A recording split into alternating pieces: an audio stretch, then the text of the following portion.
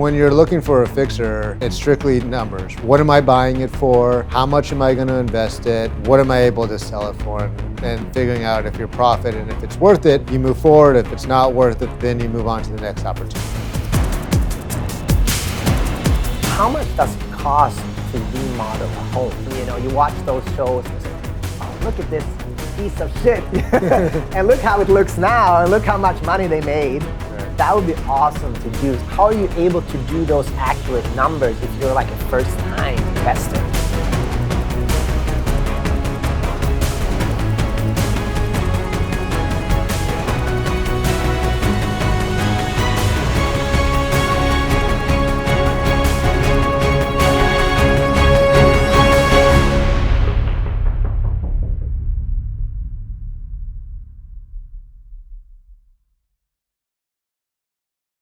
Hi, and welcome back to Black Belt in Real Estate. This is the final episode of season 1.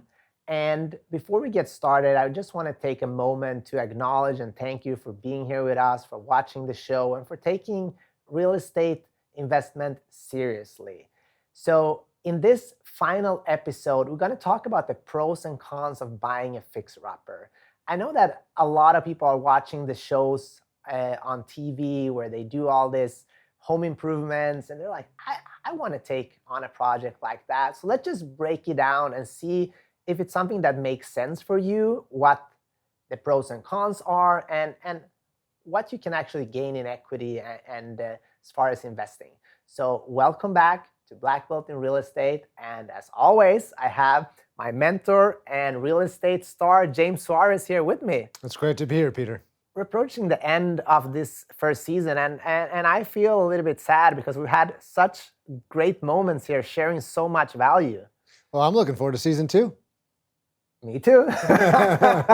And our goal with this first season was to answer like some of the most important questions that people have here in Los Angeles when buying, selling, and investing in real estate. I think a lot of the advice is also relatable to any market, right? Right. But we went in a little bit extra deep here in Los Angeles because this is where we work. This is where we help and guide people to make great decisions when buying, selling, and investing, right? Yeah, definitely. I know the guidance that I've been talking about on all the previous 7 episodes can be used in any market throughout, the nation. Awesome. So let's go into the pros and cons of a fixer-upper. Almost everyone, you watch those shows and you say, oh, look at this piece of shit. And look how it looks now, and look how much money they made. Right. That would be awesome to do. So can we break that down for people here that are, they're curious about how that will look like? What's the first step? How do you identify a property that is a fixer-upper, and how do you know if the numbers will work out? Definitely. I mean, what I will say is before I got into real estate development, I had a nice, beautiful head of hair like yourself. And this is the after effect of getting into real estate development. And just kidding. But no, real estate development and real estate flipping and doing the buying a fixer and putting the work in and then selling it for a profit. I mean, it's very rewarding, especially financially. So first and foremost is when you're looking for a fixer and want to get into that game of development, it's strictly numbers, right? Does it pencil? So what am I buying it for? How much am I going to invest it? And then after closing costs, what am I able to sell it for? And figuring out if you're profit and if it's worth it, you move forward. If it's not worth it, the numbers, don't pencil, then you move on to the next opportunity. How are you able to do those accurate numbers if you're like a first-time investor? You 100% need to work with a real estate professional like yourself to help guide you through that process. On the Suarez team, we have something called the partnership program where we help sellers invest money in up front to their home so that they get the highest value upon the sale, right? So we have a ton of experience on where to put your money, right? What are the materials that you need to use because of the trends and what buyers want in today's day and age. So, to answer your question, specialized knowledge. You need to make sure that you're working, no matter on what level you are at home development, make sure that you have a professional with specialized knowledge guiding you along the way. Awesome. And looking at, just so we can throw out this is not listening disclaimer. This is not going to be perfect numbers, but just to for people to get an idea, like how much does it cost to remodel a home? Well, the answers depends, right? Because it depends on what size home you're getting, or is it a condo, right? I would say in real estate in Los Angeles, the average 3 bedroom, 2 bathroom is somewhere between that $1 to $2 million range, right? Depending on what neighborhood you're in. Could get a little less. You could get it, it could be cost more if you're buying in the Palisades or Beverly Hills. But a kitchen like that, you're probably looking somewhere around 30 to 50,000, right? That doesn't include appliances. Appliances, depending on if you go the high-end Viking, Thermador, appliances alone could cost you another, ten to $20,000. But when you're running the numbers, is it worth putting $100,000 kitchen into $100,000 or $1 million property? Probably not. Is it worth putting $100,000 kitchen into a $2 million property? Yes, those numbers would pencil. So again, it's important that you're being guided correctly of how much to put into each property. And if you do have a budget, which most people do, is okay, where am I going to best allocate those funds to make sure I get the highest ROI? And sometimes it's adding square footage, Yeah. right? If it costs you $350 per square foot to build, but the resale is $1,000 per square foot, that's a great investment. And again, it's just running those numbers. Awesome. And I think for people watching, this might feel a little bit overwhelming. Like there's so much to think of. Like where do you start? So where do you start when it comes to investing in real estate is the question. And where I would say again is sitting down at a buyer consultation with your professional real estate agent, right? Hopefully, but being able to talk about what your goals are, right? Reverse engineering what the goals are and seeing, hey, this is how we're going to best put this plan together in order to accomplish it. And we've done a lot of pro formas with agent or with clients before where the numbers don't work out and we don't move forward with one property or another for different reasons if the numbers don't work out. And we also make sure that I know it looks fun and I know it looks easy on TV.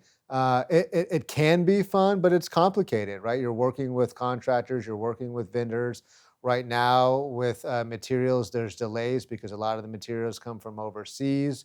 So you have to take into account, like if you're holding costs, right? If it costs you $7,000 a month because you either have hard money or however you've gotten, the funds in order to purchase it, right? You need to figure out, okay, this is going to take me, my contractor says it's going to take me 4 months. I always like to double that, right? It's going to take me 8 months, right? And so how much is it going to cost me to hold this property for 8 months? And if something happens where there are more delays, right, is it going to eat up all my profits? So again, running those numbers with somebody who has experience is very important to that process. Yeah, and I think one thing to address as well is when you're getting into these properties that are fixer upper, especially in LA, you're going to compete with some massive developers, right? That are all cash, that have the experience. Like, how do you win against them if you're not all cash? If you are, that's awesome. But what are the options? Well, there are strategies and there are programs out there right now. So even though you're not a cash buyer and have all the cash in the bank, there are loan programs out there where you can write cash offers because the lender will pay cash up front and then you get a loan from them once at the close so that you can compete. Because in this market, which is one of the most competitive markets in the history of real estate, and Los Angeles is one of the most competitive cities in all of the world when it comes to real estate. All of these strategies are important in order for you to win and then get the highest profit. And what if somebody's listening? Yeah, this sounds awesome, but I want to actually buy a fixture and I want to keep it. Does the same strategies apply, or like, is there anything different you should think of? Yeah, same strategy applies too. Is okay, what am I buying it for? How much money does this need in order to get it up to my standards of living? And once I invest all that money, is it worth it? Right? I talked about this in an earlier episode. Is we bought a property for $1 million. Our intention was to fix it up and then flip it. But a neighbor wanted the property really bad, and they ended up paying $1.5 million, for it, $500,000 more. But when you run those numbers of what they are going to want to do in order to make it livable, the numbers don't really pencil. But they loved the property so much they were willing to take a loss on the property for the first year. And the other thing to determine too for long term is, most investments that you make, you don't get the return right away. Sometimes it takes years, especially in business. Whereas in real estate, if we look at the numbers and it's an appreciating market or maybe even a transitional area that, hey, Google just moved in, like Silicon Beach area, so we know that values are going to continue to increase. It's sometimes okay that the numbers don't pencil, the first year, knowing that, hey, values will continue to increase. I love this neighborhood. This is where I want to be. I don't want to overpay for somebody else's work, and this works for me for whatever reason. And so, hey, this does work in my world, even though it may not work for a developer. For an end user, different story. And you don't need maybe the same profits like a big company because you're doing it for yourself, right? Right. You get to enjoy Yeah. your investment as well. And again, the numbers, penciling out, how much, is the home actually worth after putting in the money? And more often than not, the value that it actually increases the value of the property where you are profiting from it. Yeah, and let's talk about the money for remodel. So, for example, people that are pre-approved for a certain amount, you have to be able to either finance the remodel somewhere else or have the cash for that, right? Well, that's where, again, specialized knowledge comes into place because there are programs out there where the remodel can be built into the loan, right? In which that's a great scenario where you know how much that the remodel is going to cost, and it's built into the loan so that you have those funds available. Other options are to do hard money or do a line of credit as well. If you're a homeowner and you want to do a remodel, you can pull out equity from your home to do the remodel. And then once the remodel is done, you can refinance it. We talked about this in previous episodes. Like when you start remodeling, sometimes it can take longer, it can cost more. Like what kind of buffer do you recommend as like for unexpected costs? I always double the time and double, what my contractor says. Now, if you have a very good contractor or connected to a very good contractor who is very accurate, then yeah, you probably don't need to double it. But again, there should be a buffer because I have yet to do a development that came in at cost at the time the contractor says. Normally, it's always somewhere between a third or double the cost, and same with timing as well. So you should put that in your calculations. You definitely should put that into your calculations. Yes. Let's talk about mindset before we end this show. And you talked about losing your hair in real estate. So, like, what can we do to avoid that? To make sure that it is a stressful process. Remodeling, of course, things cost more, takes longer, and there are unexpected things in especially older houses. So, how can you set yourself up to kind of handle that pressure if you're a newbie in this field? I go back to money managers, right? When you do make your millions in real estate, you're going to have to determine where you're going to put your money and who's going to help you manage it. And I used to, do it myself. And I lost a lot of money trying to do it myself because that's not my specialty, right? I don't know what the newest trends are of the stock market. I don't know what the direction where it's going. I don't have my thumb on the pulse.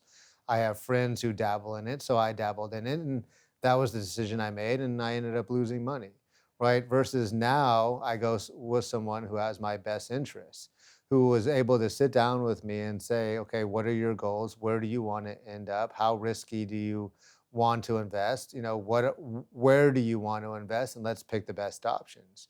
Specialized knowledge. So if somebody wants to get into the flipping game or wants to buy and then redo it for an end user, again, I go back to you need somebody to help guide you, because if you are working with somebody who has your best interest, that has experience, that is willing to sit down with you and educate you in the process, then you're going to get confidence, right? Then you're going to get comfort. And once you have that confidence and comfort, all of the stress goes away. And when you're making decisions out of power versus out of weakness or distress, those decisions are just going to be so much better.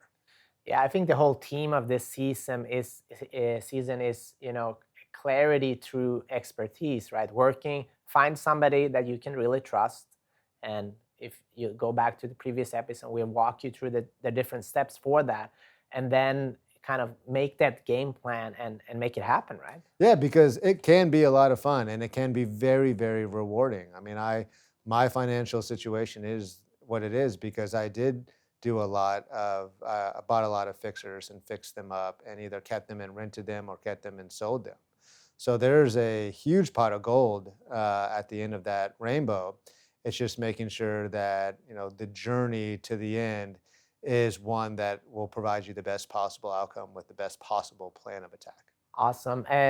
James, before we end this season, first of all, I want to thank you and acknowledge you for doing this here with me and providing so much value. So thank you for that. Well, before you move on, thank you, Peter, because what you're doing is what mostly every agent should do, which is educating their clients on this process. Because if they're not educated on it, right, the poor decisions, the mistakes that they make it could cost them everything, right? All of their life savings. They make a bad judgment on the house they buy or undersell a property, and they leave a ton of money on the table. So I very much admire you for taking the time to put this together and educate the clients that are out there that are thinking about buying, selling, or investing. Thank you, James. I appreciate that. And what has been your most exciting part of season one? My most exciting part is delivering value, right? I think as we went through these episodes, in the back of my mind, I'm like, I should send this to this client, or I should send this to the entire team so they can send it to all of their sellers. Providing value at the end of the day, because there's so many agents out there that misguide their clients and undersell properties or have their buyers overpay. And we don't want anybody that works with the Suarez team to feel that they undersold their property. That's a horrible feeling. Or that they overpaid, which is just as a bad of a feeling.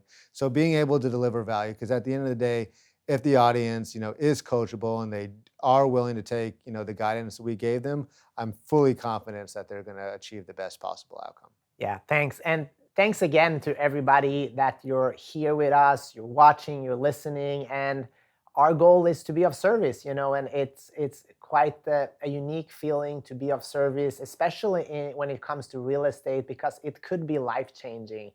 So thanks again for watching Black Belt in Real Estate.